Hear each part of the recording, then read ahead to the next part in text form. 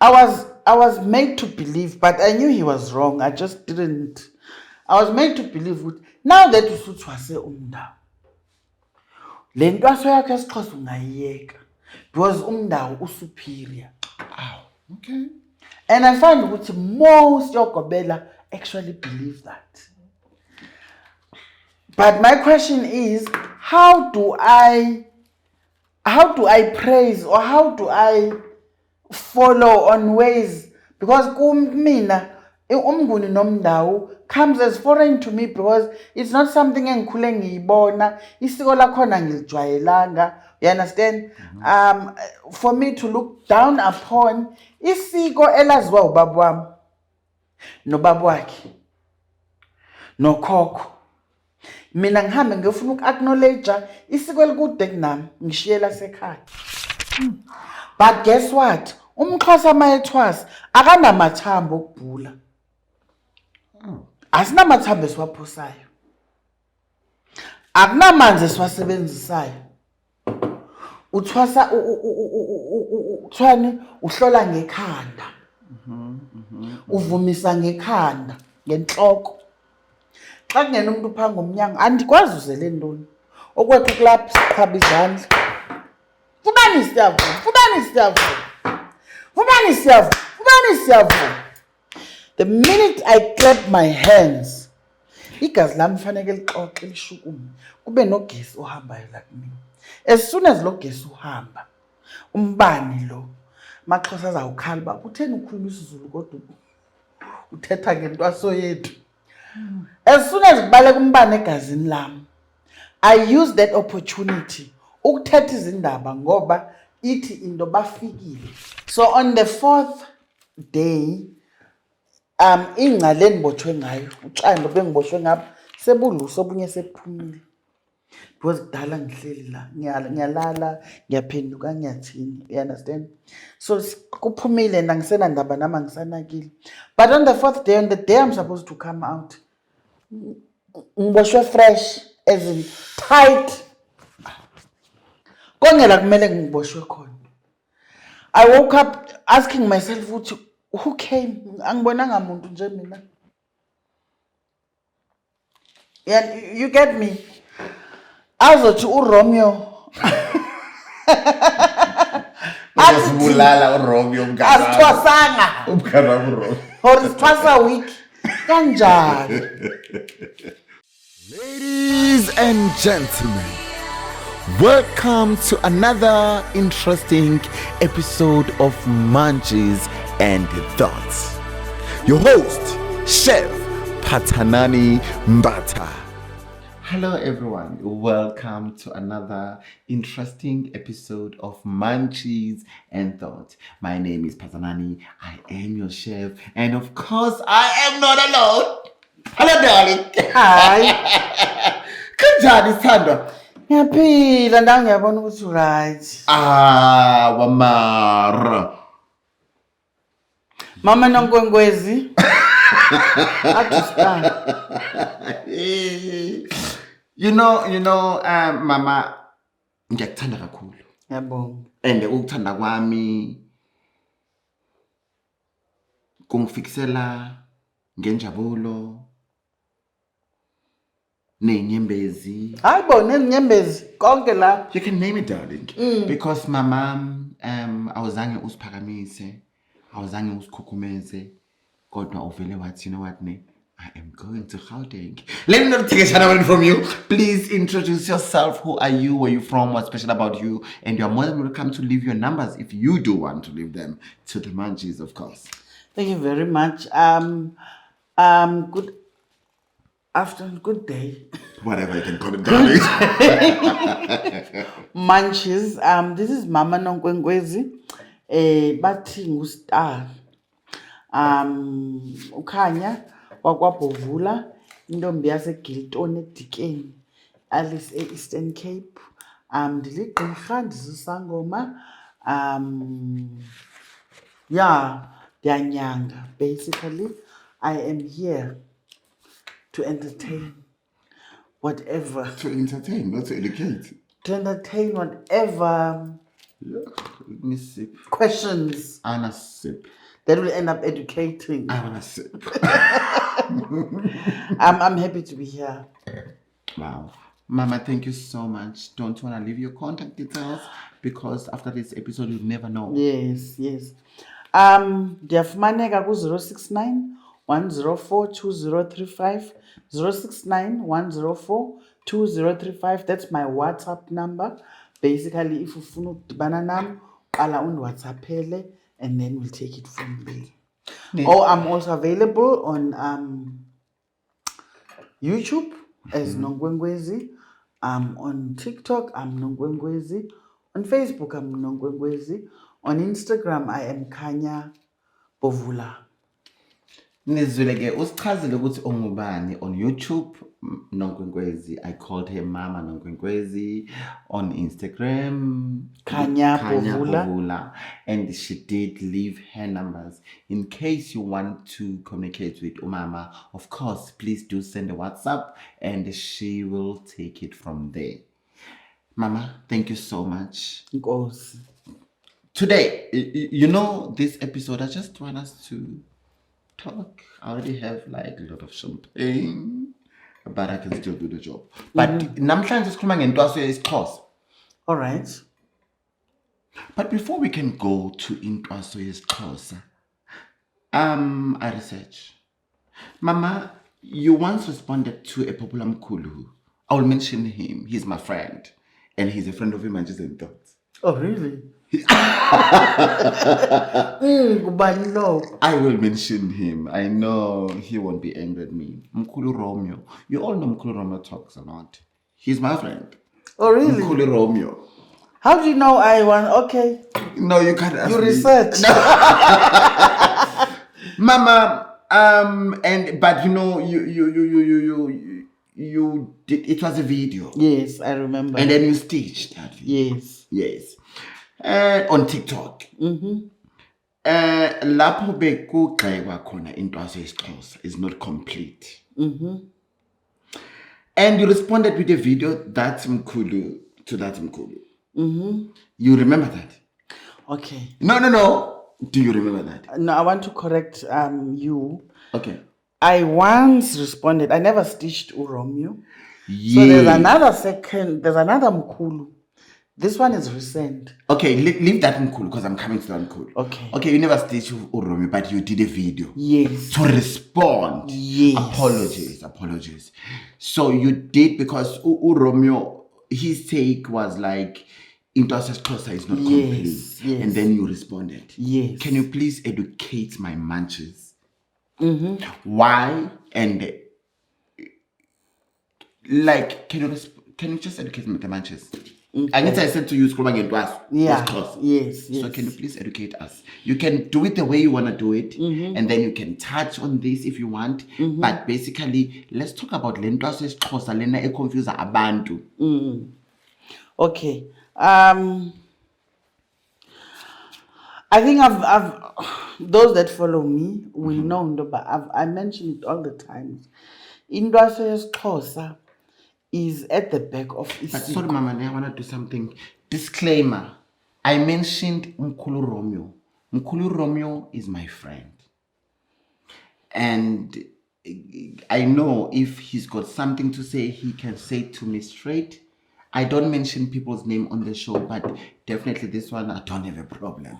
Because he will deal with me. Like, you can proceed, ma'am. All right. Iti indo. Sizinhlanga ngenhlanga. We're different tribes. At large, singamanguni. Kumanguni, you'll find Zulu, Xhosa, Ndebele, and Tswana.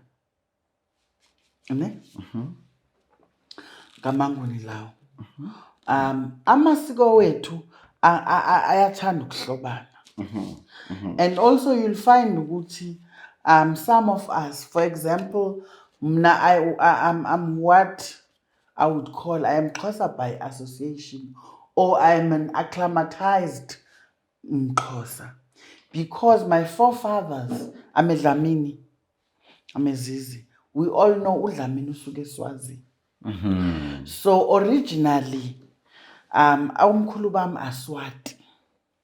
But because of the wars and whatever what was happening back in the day, they found themselves moving so much. Some of them ended up in KZN, abanye bayozithola bese Eastern Cape. E-Eastern Cape sibizwa amaMfengu. Ngoba safika ngokumfenguza.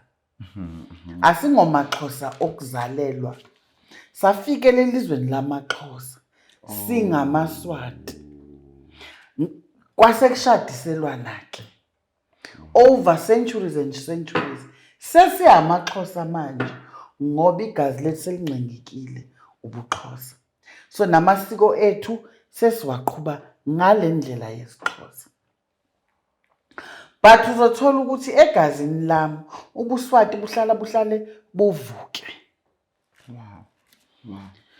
Liyakwazi ukuvuka idlozi umoya wakudala kube ikhana uzovuka manje. Wow. That is why uzothola kunezangoma ukuthi mawulanda mayegajekwa igama lizophuma umafele empini mahlike entabeni whatever amagama nje abantu ngathi babelwa izimpi Igebengu. You said it yourself, not me.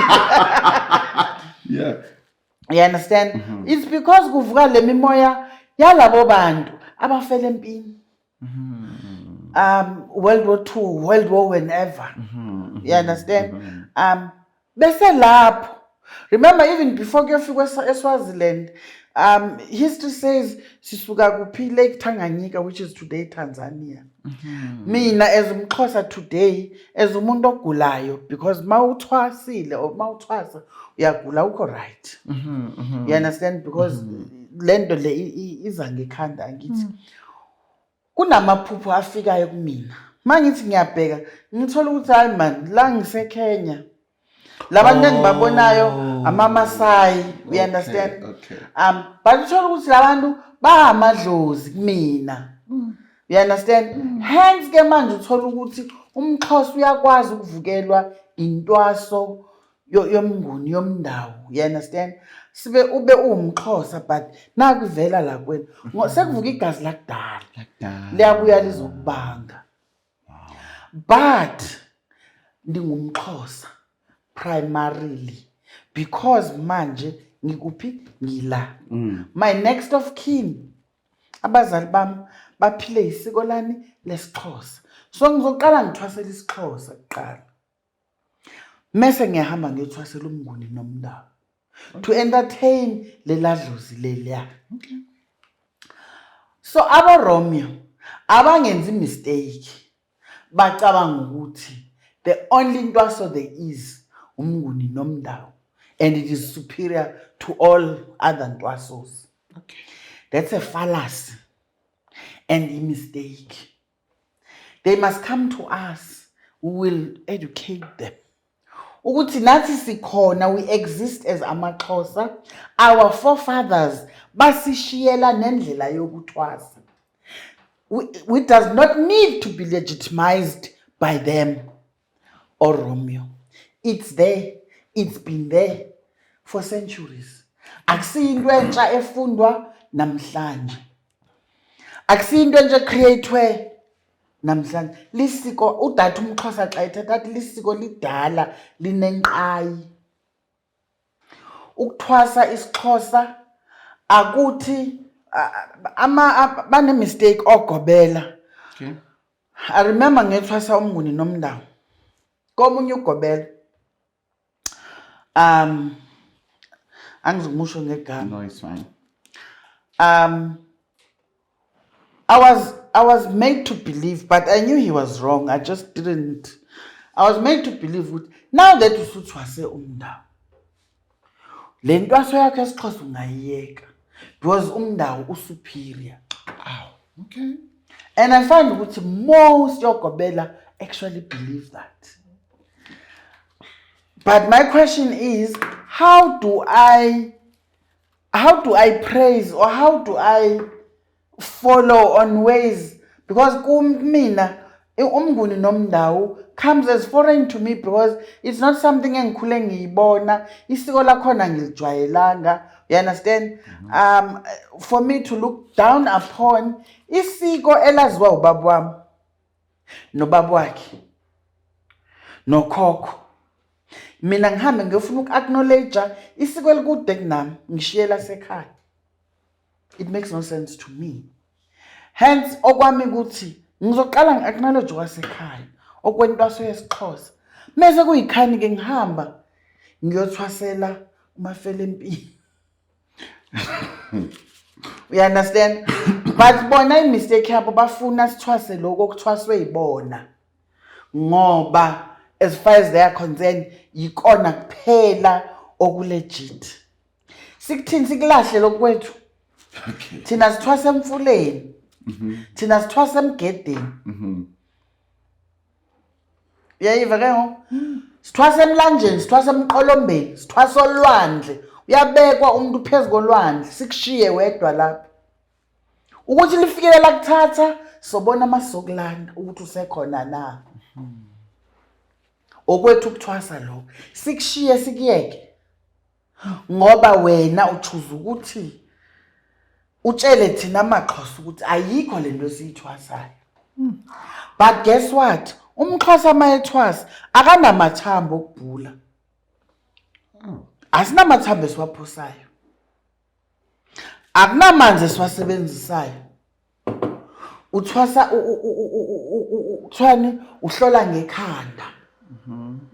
Uvumisa ngekhanda ngenhloko. Xa kungena umuntu phanga umnyango andikwazi uzele ntoni. Okwethu kulapha siqhaba izandla.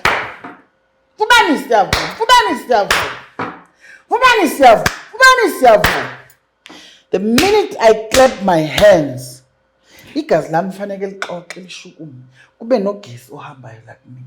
As soon as lo gesi uhamba, umbani lo amaXhosa azawukhala ba kutheni ukhuluma isiZulu kodwa uthetha ngentwaso yethu.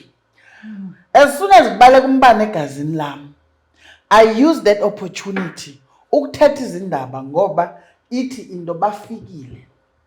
Kukho ingoma yamaXhosa ethi onomathotholo bayeza kusasa bayeza bayeza kusasa bayeza. Yayiva go, yes. Amelike. When I clap and clap, I'm calling upon onomathotholo. I'm summoning them to come right here. Nangu umuntu phambi kwami ufuna ukwazi ukuthi whatever problem they have. You understand? Angiphosanga ngamathambo. Once bafika onomathotholo ngizosebenzisa ikhanda lami. Usebenzisa inhloko yami ukusefa ngomoya. Dikhuphe ngomlomo lento bandixelela yona. Okay, Mama, I hear you. I really hear you. So, what's the problem exactly?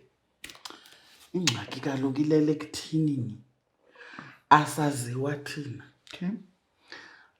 Asazelwe nto okanye manditsho sijongelwe phansi. I think it starts here. Bambalwa. I think I'm one of the first people bokuza nentwaso yesiXhosa online. Okay. I'm not saying I'm the first, but I'm one of the very first few. Sesibaningi manje sibanintsi ngoku. So it was taboo. AmaXhosa anemfihlo kakhulu. I know. Into ezininzi akuthethwa ngazo. We understand? Into zethu zinomlingo kakhulu. Okay. Ezinye izinto zi-sacred. If I can tell you umzekelo into yokuba xa sifika emanzini izimangaliso ezenzekayo. Imimangaliso imizi umzekelo xa ndiyosebenza umzi ndibiziwe uba mandiyosebenza kweli khaya banengxaki. Ndizawuhamba nabo ndibasemlanjeni. Remember, I think thina amaXhosa we are one of the very few tribes ezisakholelwa ukuthi kunabantu abaphila phansi kwamanzi. River people. thina ke sithi sawuxakwa sihambe siye kwaba bantu. Yeva bona banemilingo kunatha sazi. Asiya banamandla kunathi esingenawo thina okulungisa izinto kufumanisa into ba wawuye emlanjeni izinto zakho ziyakhawuleza kunokuthini kunokuya kwamhlabi uyalingana ufuna ikhubalo in So do you guys believe in Kubalo? yes siyawasebenza amakhubalo Okay, proceed kuyamhlaba lingano. Yes, siyawasebenza amakhubalo but kunezinto amakhubalo angakwazi ukuzenza or ikhubalo sometimes ingxaki lisolve permanently, whereas mawusebenzise ubuhlwele or izinyanya ingxaki yakho iyakwazi ukuthi kanti it's a permanent solution. We are one of very few tribes that still know how to communicate with the river, with the water to make things happen. so other tribe can't. Not that they can't. Okay. I would like to believe all of us can, but abaningi abasakulandeleli. Okay. Abantu abaninzi manditsho kanye izangoma ezininzi ulwazi lwamanzi limited. Okay. You understand? Izimfihlo zamanzi amanzi anemfihlo kakhulu. Ukuthi wazi ukuthi amanzi anemfihlo ukuthi ube nobuhlobo nawo amanzi. Kufuneka ukuthi xa uthetha namanzi akuphendule. Uyayiva? Amaxhosa ukuthwasa kwakho that is nguntwaso 101 esiXhoseni. Ukuya emanzini. Ugrade R wokuthwasa kwesiXhosa uya emanzini and amanzi kufuneka kuphendule. Now where intoni lethi siwiki ke ngoku indawo le if we are able to because it's almost like we're talking to aliens because sithetha nabantu who are in another dimension or another sphere of life but siyakwazi communicate nabo basiphendule. Silolu hlanga lamaXhosa kule ntwaso yethu ndiligqirha lesiXhosa elikwazi ukuthatha umntwana ogulayo. Recently, if I can make an example, bendigodusa about 2-3 weeks ago, bendigodusa umntwana, ndimnyangile ndimgqibile. Lo mntwana, if I can tell you, I know ifamily yakhe won't mind, but andizumbiza ngegama. If I can tell you what her problem was, uhlala elalini yam, my village. Bendinokuthi gqi, xa ndidriva ngemoto, ndibone nanku umntwana uyaleqa, like everyone is chasing after her. And umoya wami uzondixelela into ba le direction ahamba ngayo uya emlanjeni uya emanzini.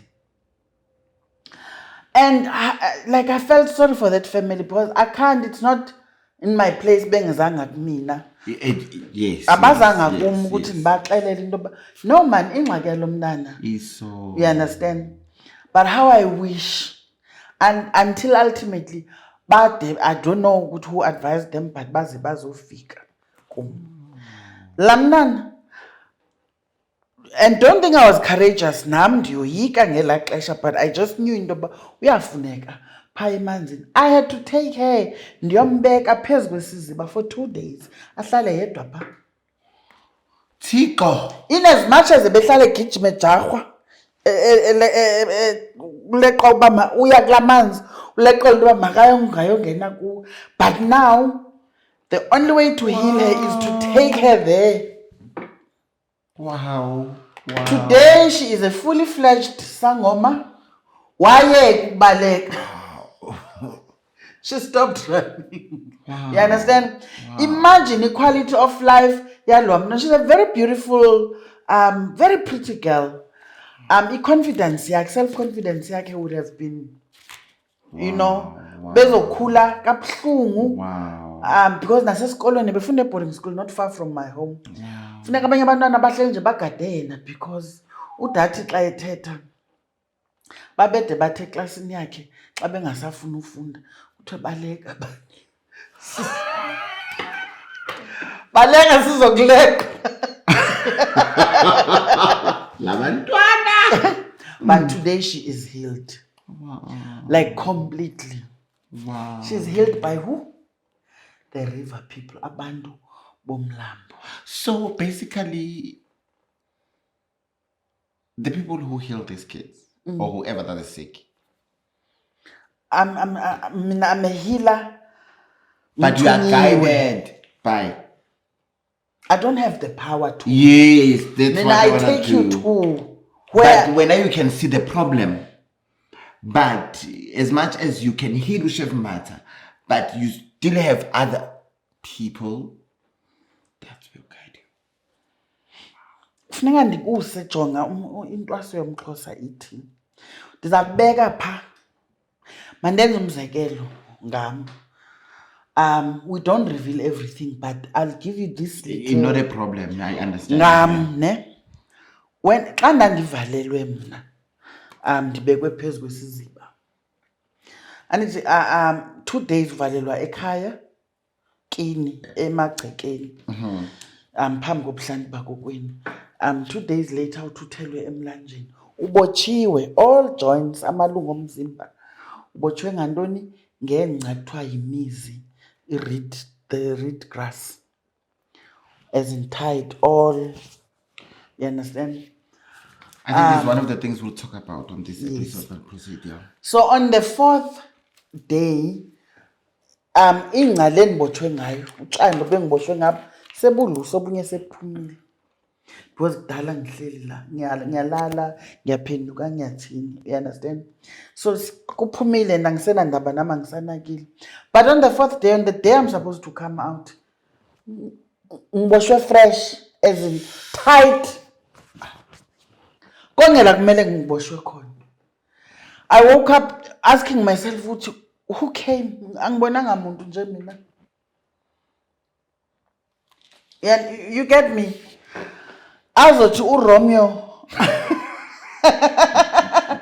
Asibulala uRomeo mngani. Asithwasanga. Umngani wami uRomeo. Or sithwasa week.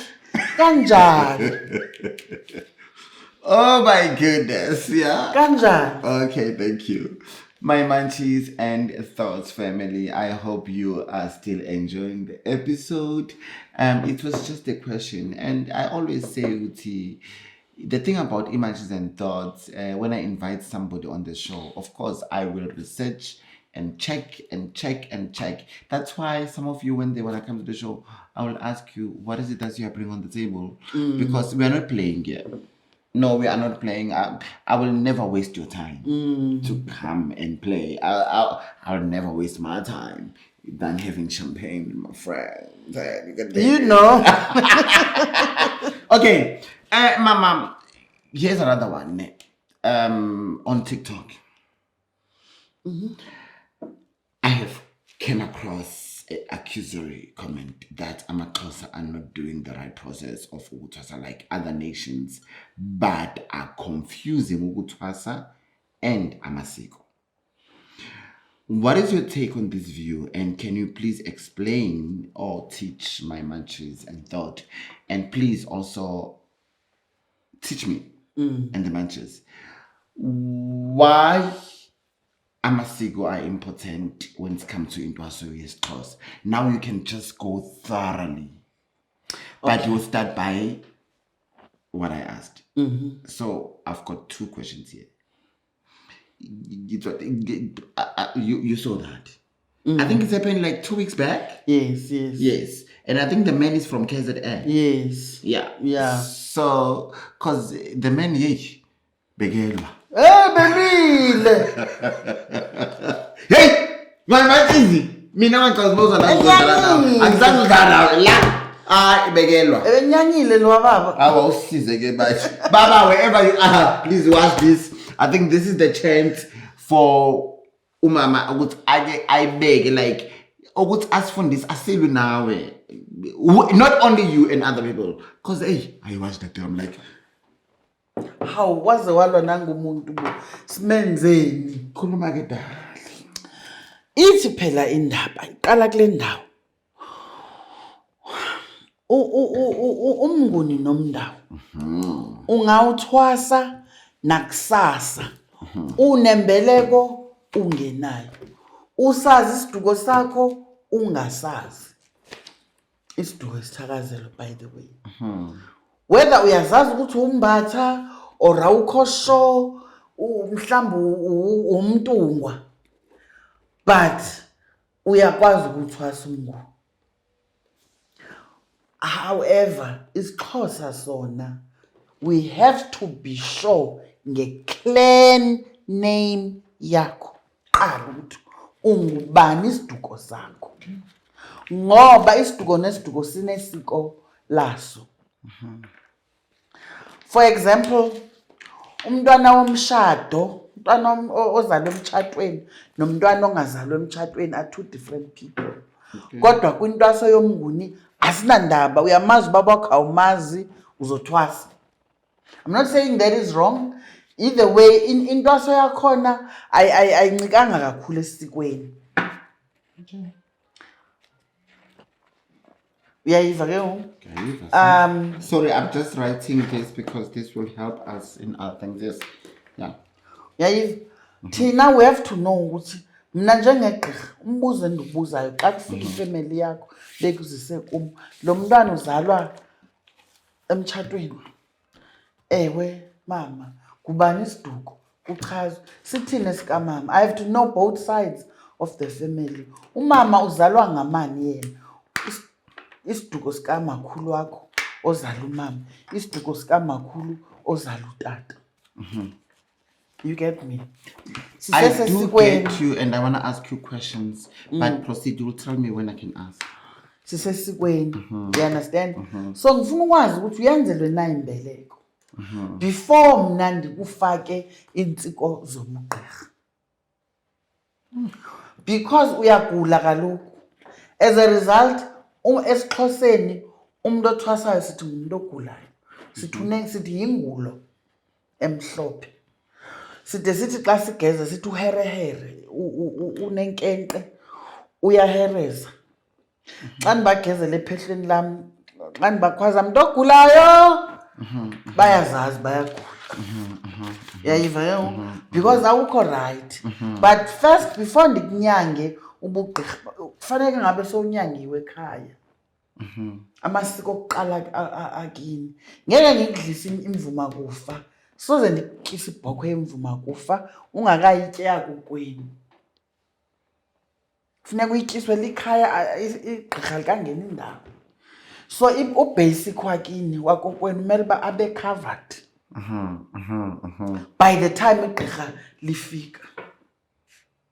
But laba sikini bazokwazi ngani ukuthi kumele kwenziwe this and this and this? I'm just asking. Igqirha lokuligayida. Oh, okay. If ngithola ukuthi nangumntwana abamlethile, my first question is, no, I love that. Yeah. Senamenzela uABCD ayasikamenzeli. Okay. Ayi makenzelwe ke. Okay. You get me? Ngoba la siyakhona siye kuthinini labantu ogula ngabo. Abanye bafa bebancinci. Bengekenzelwa lamasiko. You understand? Remember, we need to pay you up with lo muntu ogula ngaye. You understand? Ndizamthwasela njani umakhulu okanye utamkhulu lo ongenile. Utamkhulu bese indoda eyolukileyo unembeleko unentoni. Mna ndiethe ndiyikwekwe engena nix kodwa ndizawunyangwa. Oh. Ndinyangwa utamkhulu, ndigula ngotamkhulu mos. Wow. So are you saying to me? Okay, proceed. I'll ask the question. And also at largely amaXhosa ukunyanga kwamaXhosa. Thina we go further than justice kwama itasi. Asinyangi ngamakhubalo ngemithi qha emzini. Sithi sawupopola umzi. Upopola ngantoni ngemehlo lomoya. Ufumanisa into ba no man apha into eyenzekayo umakhulu lapha zange enzelwe into. Utamkhulu lapha watshona emlanjeni emanzini wathwetyulwa andazi ngesizulu nithini. Wathwetyulwa, yeva? Umthwetyulwa. Azange alandwe umoya wakhe. Elikhaya ligula ngaloo nto leyo. or abantu abadala belikhaya kunomuntu omdala owabethwa izulu wafela Tabeni yayiva or ke in other countries. zange kunotata lapha owayesebenza ezimine wadilikelwa ngumgodi zange ulandwe umoya wakhe. Kunotata lapha wayesebenza eCape Town wathola igirlfriend laphayana yamngcwaba ingalazi isiko lakhe. Okay, man. Yo. So we are healing those spirits. How do we heal those spirits? Before we heal you. Before you can heal, you have to be healed yourself, Anit. Dikunyanga njani unganyangwanga kokweni? Isiko lokuqala lonyanga wena lisiko lakho kokweni. That is why this morning before you guys came, bendenza video ngembeleko ukuthi niyahlala nabantwana benu ningcolile nikhohlakele nirongo because nangu umntwana uyambona umntwana una 5 years ingqondo seziyasebenza lo mntwana wamphothi trainer ugqibile but at the age of 5 uyakaka adlale ngekaka aziqabe ngayo and you think that's right. There's nothing wrong with that. Kanti all umntwana needs imbeleko yako kwabo or maybe all nithini ngqithini lokusikwa umuntu lokho amasiko aphilayo lawo esikhule esizalwe phezukwawo but ufumanisa into ba we are too modern ngoku athi umama umntwana namntana nami uzawusikwa ingqithi ibe ilisiko labo kwabo. So what are they saying abomkhulu labo? We must shy away singazenzi izinto ekufuneka sizenzile because we are scared izizwe zizothi sinyangwa ububhaqi. Thank you, God. Yeah, so it begins with isiko because ndizawuya kokwenu nizawufika ekhaya nina nizofuna uncedo kum benizama let's say benisenzela utata wakho inkomo yakhe that you owe him. Amaxhosa akholelwa ekuthinini ukuthi ivumile ikhali ya ungakhali ithi lonto leyo elasikwa livumanga. Xa lingavumi nithini niyaphakama niyephi niye egqirheni niyosabela into yoba kutheni ngakhalanga inkomo niza kunonkwenkwezi anizufika kunonkwenkwezi nithi ayikhalanga inkomo nifika kunonkwenkwezi nithi siphelele apha. You say nothing to me. Siphelele okwethu ukuvumisa ukubhula lokwakudala ukushaya umhlahla akusikuhlola ukuthi ugula ngekhanda kwaze kwabhlungu emqolo kwaze kwehla ngamadolo no thina masasivumisa na ifamily babhizi ngoku bazama uwisa inkomo ayikhali bayafika abathule bathi xwaka I must know ngomlingo ukuthi bazele inkomo engakhaliyo for them to believe my story. I must first tell them why they are here. Lando sithi yintsusa lento ibasusileyo ndizawuthi kuba into enizise apha inkomo engakhalanga ebuhlanti bazawuthi siyavuma then they will believe xa ndisithi why ingakhali la nkomo because you already identified the problem. Yes. So for you to diagnose, get the reasons. Wow, mama nonke. Uyayiva ke ngo ndithi kuba kaloku nina niqale ngo-number last bekumele uba niqale ngo-number 1. Uyayiva ke ngo seyifuna mna ke ngoku into yoba I must now go ndiyohlangula la family ndiyifemale enyanga amakhaya ngamakhaya. Yeah. Remember all households are led by men. True. Inhloko zamakhaya ngamakhaya ngamadoda ngodada. Xa ndifika kulams andiseyo female. Basically I'm genderless. For me to be genderless funa ndiqale ndithini ndisetyenzwa amasiko asekhaya funa ndibe nembeleko yasekhaya funa ndibe nentambo enkulu yasekhaya funeka ndithombe. Ukuthomba is almost like you are on par nabantu abaye entabeni abangamadoda. You get me? Because now ndizama namadoda lomzi ndizonyanga kulomzi Ndizonyanga isiko lalomzi ngesiko. Akumelanga uba ndinyangwe ngesiko ukuze ndikwazi unyanga amasiko eminye imizi. Okay. So sirongophi xa sinyangwa? Then that was asking you a question. Yeah, David, you know, you just brought it at home, me, Chef Mata, but I will talk about it one day, and ngiyangijabulisa ukwenza le show ngoba ngiyafunda ngazikhathi zonke and not alone in my munchies. I hope you still enjoying the show. Anyway, guys, I am an author on my own. Guys, please do buy my book. Please do DM me, email me, WhatsApp me, and the book is on 800 trend. Everyone who already purchased the copy, I want to say thank you so much. Your testimonies are amazing. Guys, this book is doing very well, Mama. I can imagine. And I was saying to Uzukanye, wow, because I just paged through. Already I'm like... I am naked on this book. And you know why I'm naked, Mama? Because I'm not fake. Whatever I do, I don't fake. Because I don't want you to read this book just to make me happy. Buy this book because you want to buy the book. And then you read by yourself. And then give whatever by yourself. I don't want you to read the book like, Marushev, I don't want fame. I'm already famous. Mama, thank you so much for that. No, I just wanted to understand these two people because I followed you. I read, I look. I know I'm not following anybody on TikTok. But it's fine. But I do check the videos. I do read. I do listen. And you are one of the people that I listen. That's why we are here. It shows that I do.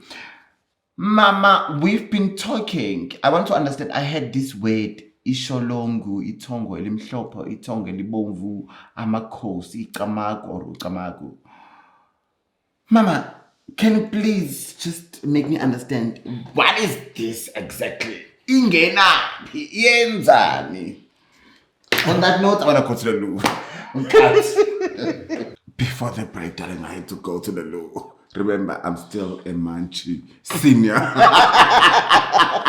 So there was a mess. I had to go to the loo. But anyway, yeah, Ishologu, Ithongo, Elimhlophe, Ithongo, Elibomvu, Amakhosi, Ucamagu. I'm very interested to understand, but you will explain everything. Ithongo, Elimhlophe, Ithongo, Elibomvu. But you can start from Ishologu or wherever you want to start. You heard me. Thank you. Asikalela Ishologu.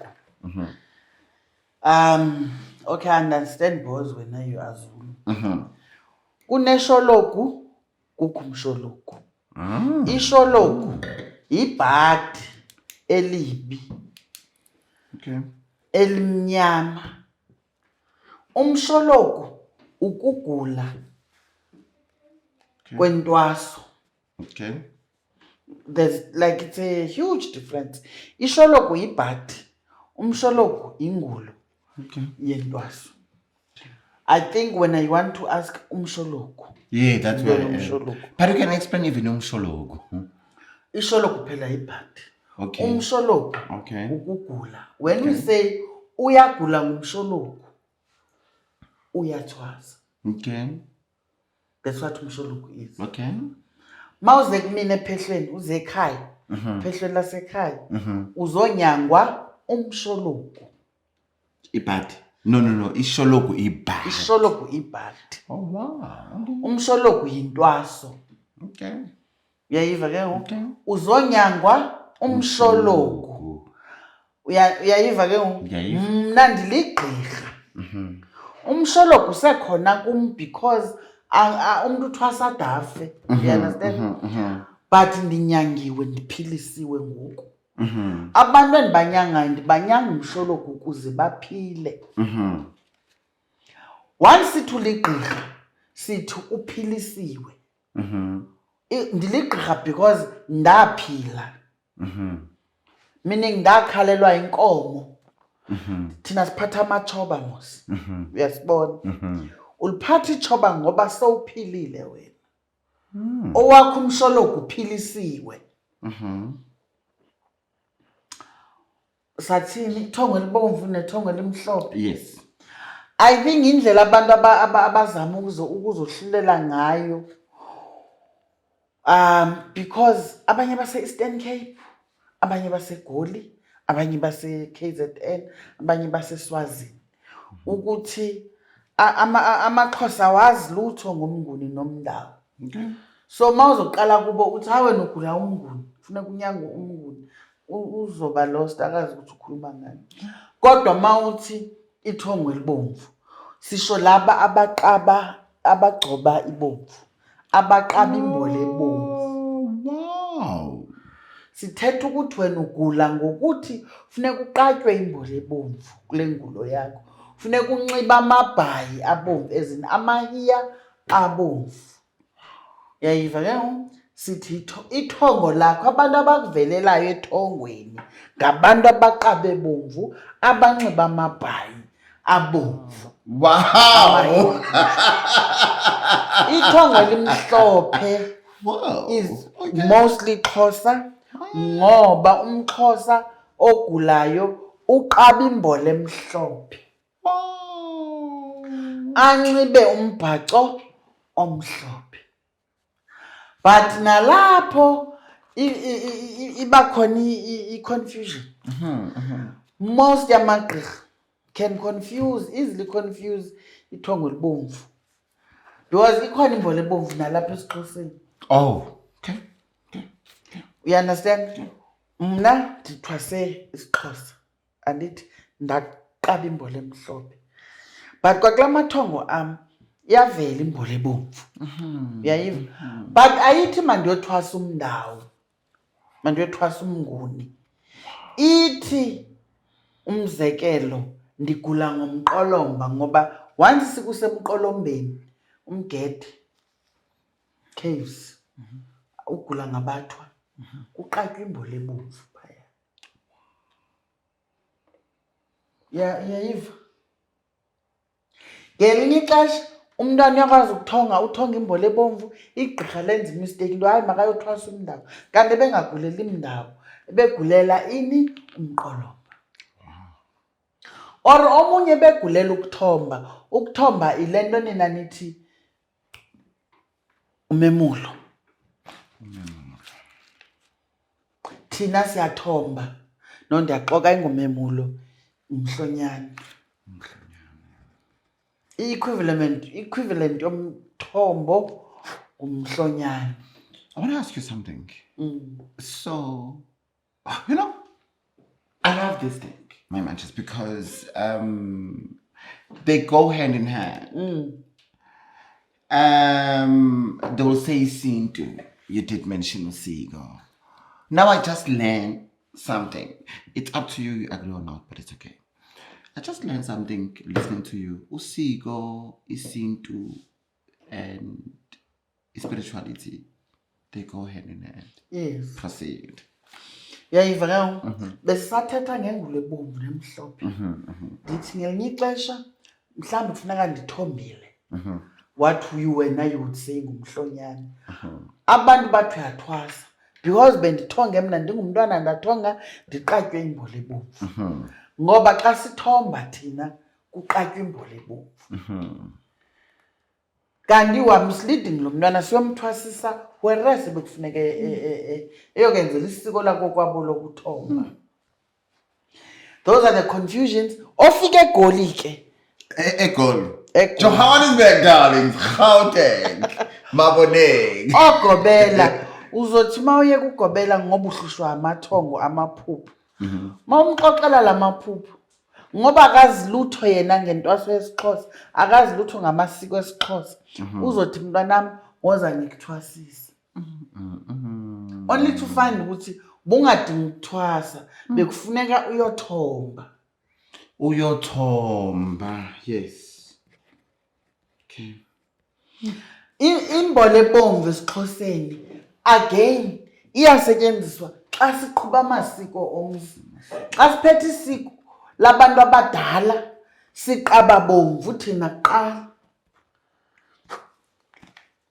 Yeva kude kukho ingoma ithini laa ngoma nunu kulomzi ngamaqabaqaba imbola Kulomzi ngamaqabaqaba imbola. Kulomzi ngamaqabaqaba imbola. Kulomzi. Yes. Yayiva leyo? Yayiva son. Abathwasi ngamaqaba, Amaqaba. meaning they are still stuck in the dark, Okay. what you call when at the dark ages. Kanti that is our reality. Oh, wow. Bekuqatywa bomvu, bekuqatywa imbola ebomvu. Yeah. Okay. Thank you. You've been mentioning. Oh, before you can go that, can you please icamaku. Icamaku. Icamaku. Kwenza hey siyenza phela ukuthi camagusha. Sesithi imabala bathi bathi thokozani sanibonani camagu siyacamagusha. Can you please explain to me so that's what I do it tomorrow? I understand exactly ngithini. Ukubulisa nje. Okay. Tumela ngithobela molweni bhotwani lotshani. Abshe ncamagwini. So anyone is allowed to camagusha? Yes. Oh, thank you. Thank you. But a lot of people, Yes. ne? Because abantu bomnguni nomndawo mabebulisa bathi thokoza, sithi abothokoza. AmaXhosa athi camagu kuthiwe ocamagu. But there is nothing ewucamagu. Akekho umuntu owucamagu. Ukhona umuntu othokoza? Akekho umuntu owuthokoza. Ukhona umuntu omakhosi? Akekho umuntu owumakhosi. Okay, thank you. Thank you. No, like thank you. I mean it. Anyway, you've been mentioning this word. Uneqhakaza. Unekenqe. Okay, you didn't mention this. Ubilini. Did you mention ubilini? Umbilini, yes. Mama, can you please explain what do amagqirha or amaXhosa in general mean when they say someone has iqhakaza or someone has ikenqe or someone has ubilini? Inkenqe. Ukuhlanya basically. Oh, madness. Okay. Exactly. Khumbula nezangoma. Omakhosi. Kuthiwa amahlanya nje. No, I don't know. You tell me. I'm telling you. Yeah. Kuthiwa amahlanya. Ngoba bayahlanya. Are they crazy? I'm joking. Please proceed. We are crazy. No, proceed. I'm just joking. We see things that other people don't see. Okay. You understand? Siyagula because at the beginning you don't know what's wrong with you. You understand? Uyafana nomuntu like uzohamba ama-psychologist ngoba ucabanga ukuthi there's something wrong with you. You can even be diagnosed bipolar. I wanted to go there. Can they be misdiagnosed? You've got anxiety problem or bipolar, but you can proceed. Because we are hlanya. Wow. Ubona izinto ezingabonwa abanye abantu. So inkenqe ukugula kwakho lokho. Yayiva ke ngoku. So umuntu onenkenqe umuntu ohlanyayo. And baneqhwakaza, iqhwakaza still ukuhlanya, meaning abantu abavele bacasuke nje. Akusengamamudzi lawo.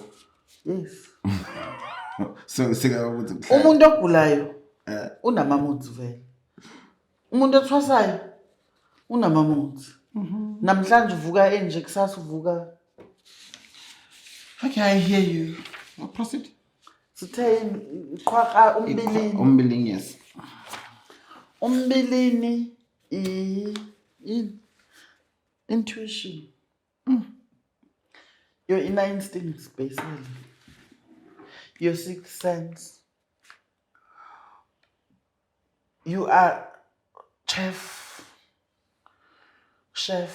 Paternal but you are different from other chefs. You understand? You have a platform, munchies, which is different from other platforms. We don't know why.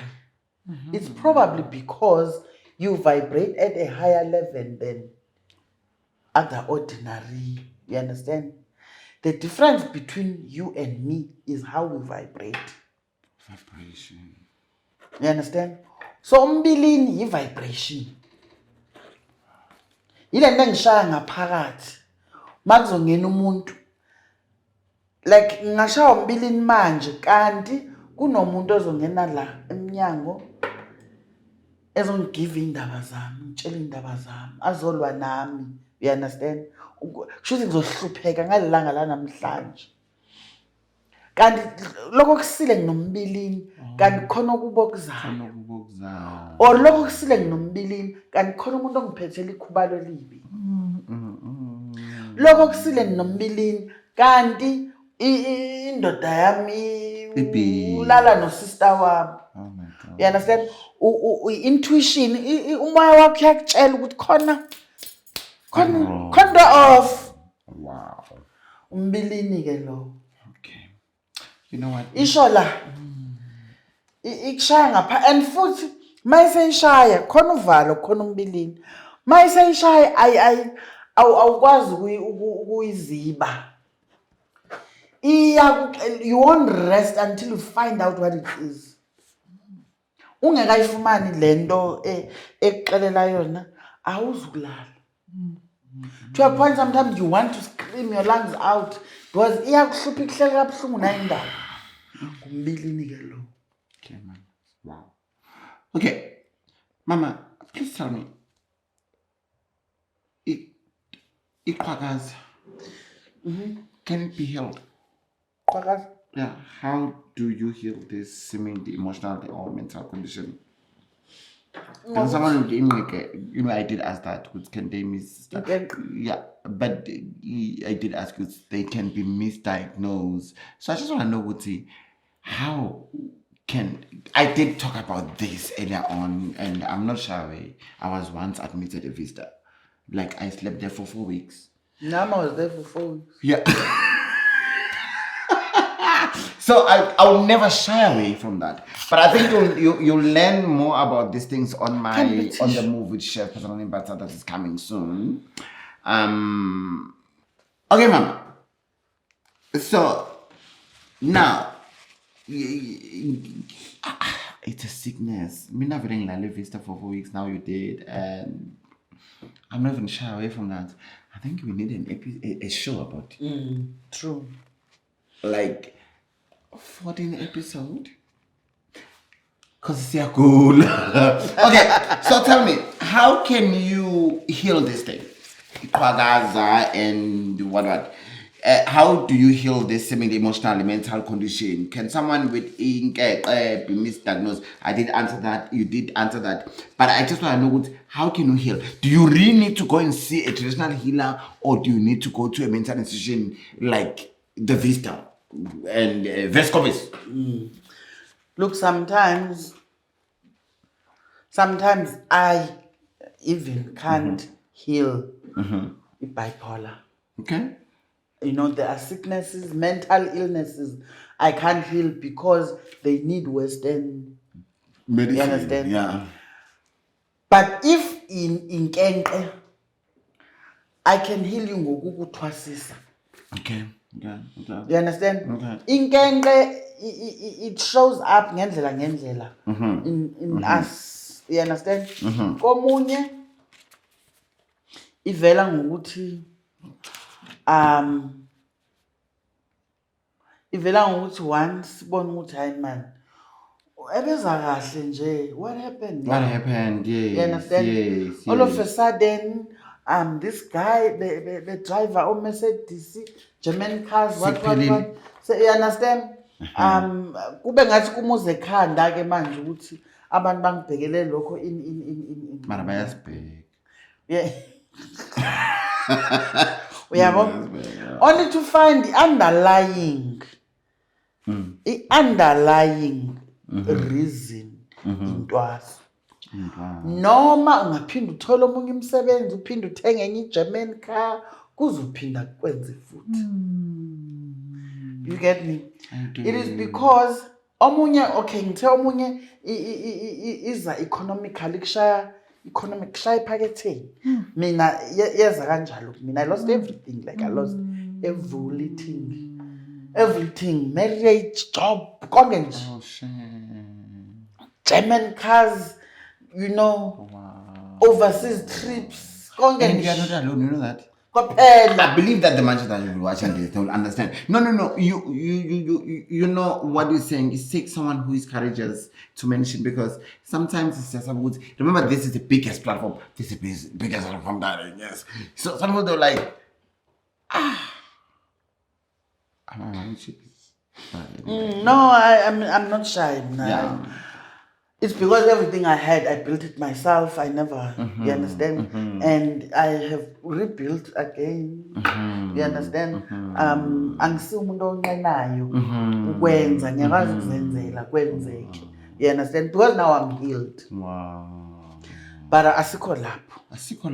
But izosiza abanye abantu. This is not about me. Yes. So bendithe iyakwazi ukubetha economically, iyakwazi ukubetha psychologically. Ube uhlanya, ube ngathi bipolar. Ube nama-moods.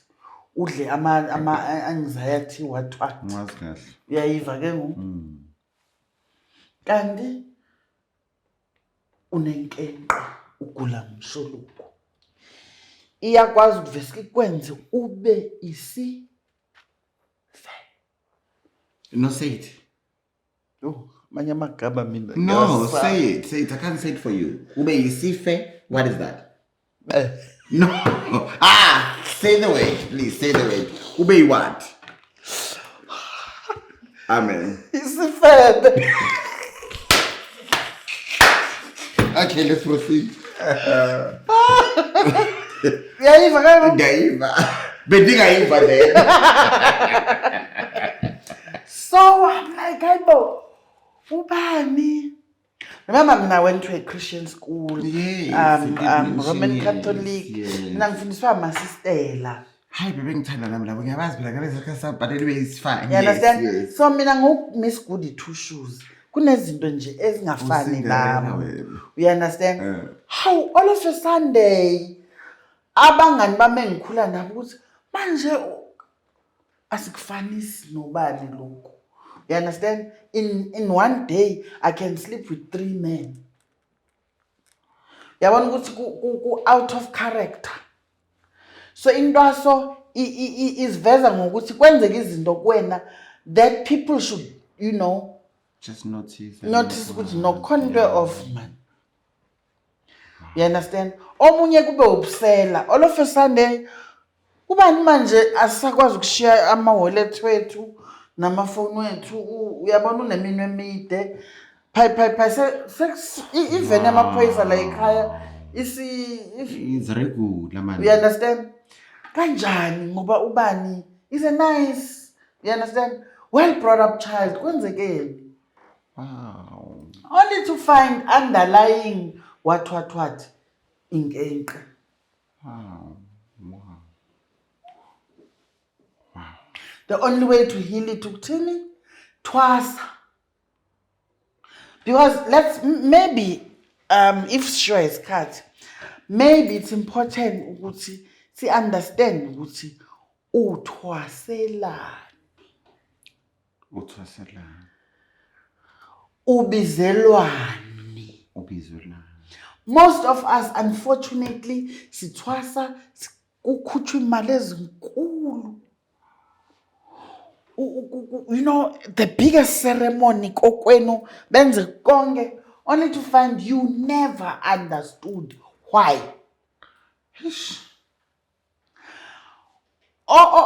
Ekufuneka sikwazi ukuthi mawuthwasa, remember everyone has a purpose. We all have a purpose, whether unobizo or awunalo. Everyone is here for a purpose. Akekho umuntu okhaphe omunye. Wonke umuntu unobizo lwakhe. Mhlawumbe wena okwakho ukuthi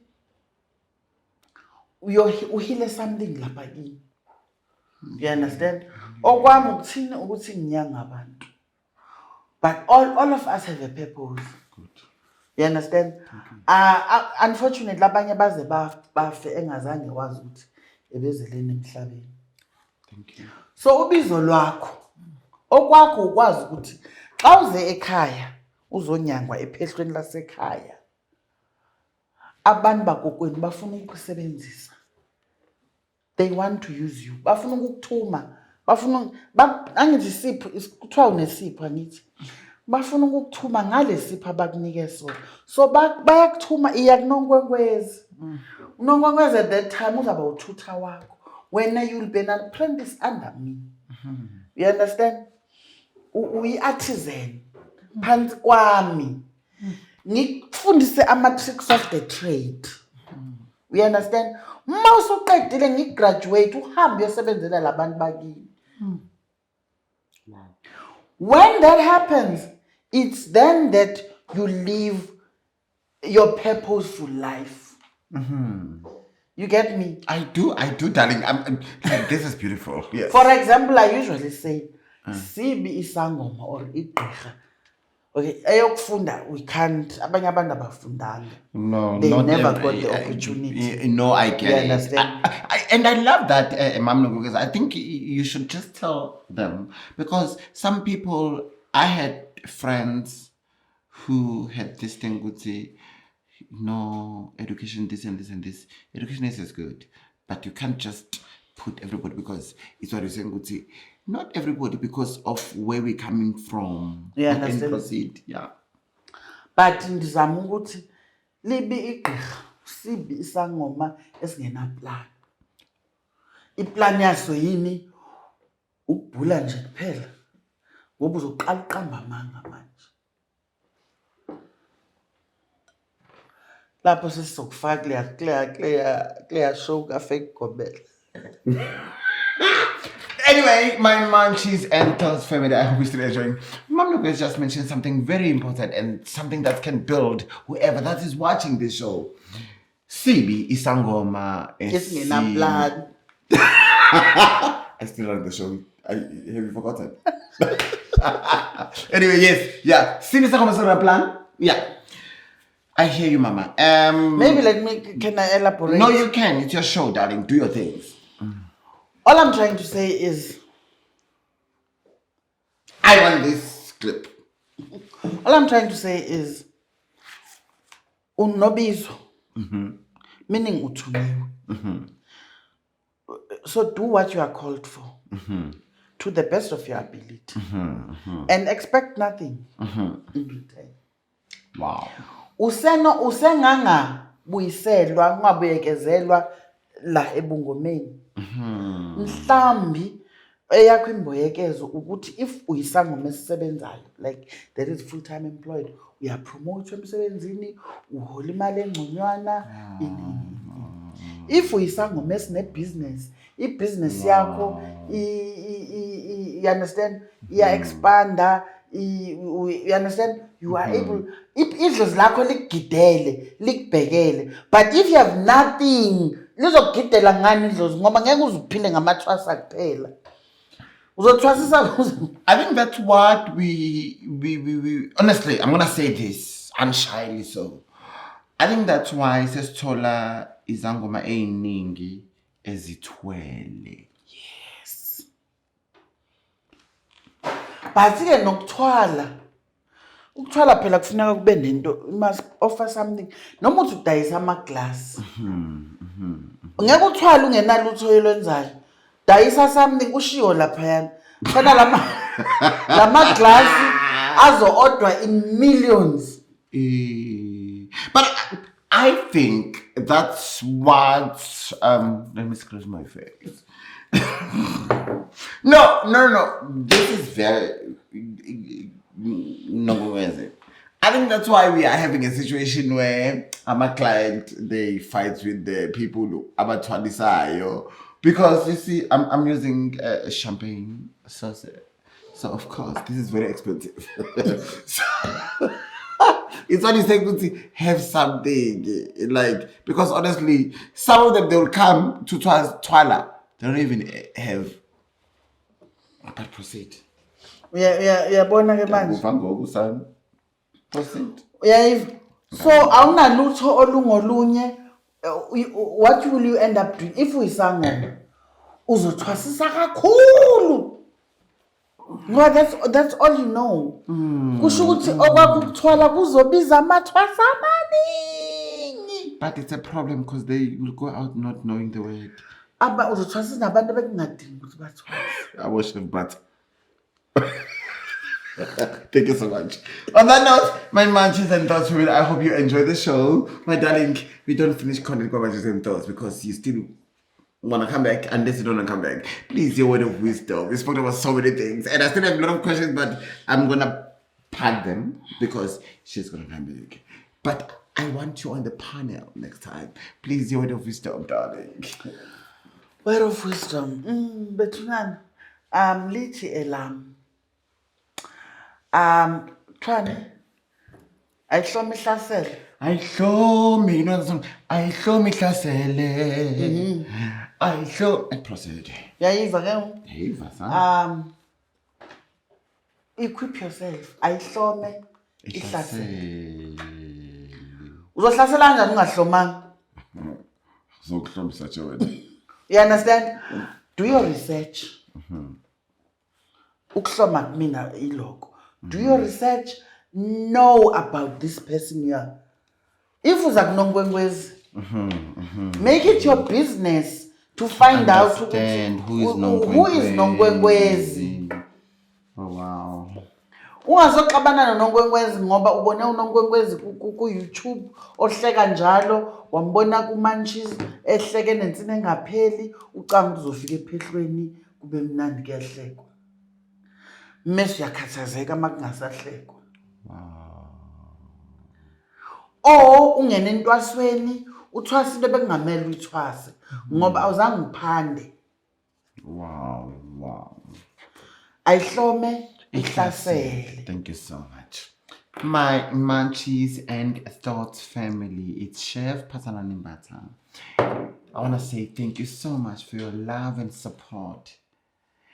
Engathanda nje ukusho ngilana namhlanje uthando lwenu ngiyalibona kakhulu siyakhula kakhulu from YouTube, TikTok, Instagram. Engasho futhi kuna nonke my munchies, please do join me every Tuesdays Q&A la siqhubha khona. Yes, yakho dad. Tuesday siyayenza. Which Tuesday? Don't worry about that. Okay, ngizozwa ngawe. And my Munchies and Thoughts family, again, I'm busy at work. I'm doing a lot. So a lot is coming. And to you, Mama, thank you so much. Like, anginakho okuningi engakusho. I can't buy you the world because I don't have money. I don't have money to buy champagne for myself. But what I want to say to you, all my Munchies and Thoughts, please keep supporting Ushembata. Keep supporting Munchies and Thoughts. And please don't forget to go to Umama's YouTube channel, Nonkwenkwezi, on YouTube. Yes. TikTok is what? Nonkwenkwezi 1. Nonkwenkwezi 1. Please do. And she'll be with us. Please do come, numbers. And please make sure you follow her. I know I don't follow anybody. It's fine. So, what I want to say to all of you, thank you so much and God bless you guys. Magwande, Makosi, good night. On that note, it's alright. Bye-bye. We done! Thank you.